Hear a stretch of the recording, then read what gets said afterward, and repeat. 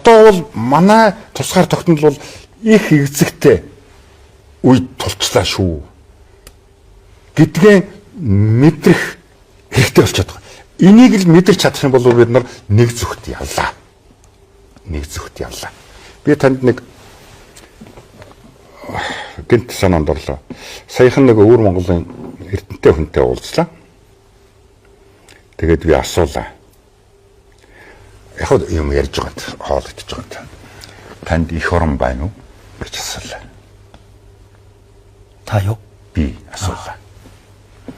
Тэгсэн Шилийн гол, Баяннуур, Алшаа гэдэргээд их нутаг бол бидэнд байна. Их орон бол байхгүй гэж. Хатуу байгаа биз? Их орон бол байхгүй гэж. Тэгээд та их орон надад байгаа даа гэвэл юу хэлж болох вэ гэсэн чинь Ар Монгол л байна гэж байна. Гэж хэлж байна.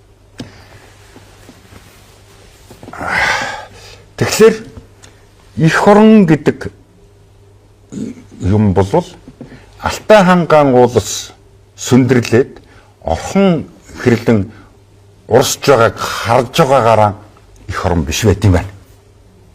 Түүнд эзэн суусан эзэнтэй байж их орон байд юм байна. Их чөлөөтэй байна. Тий. Их чөлөөтэй эзэн гэдэг чинь их чөлөөтэй гэсэн шүү дээ.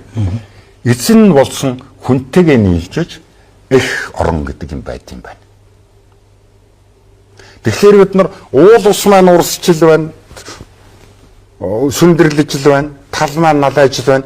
Бид их оронтой гэд суугаад байдаг цаг биш болжээ. Хүн чинь хүнийсэл их орон гэж юм байхгүй болно л гэж гэсэн ойлголт. Хүн чинь хүнийх л мэдлэлд очивол их орон байхгүй болно л гэж.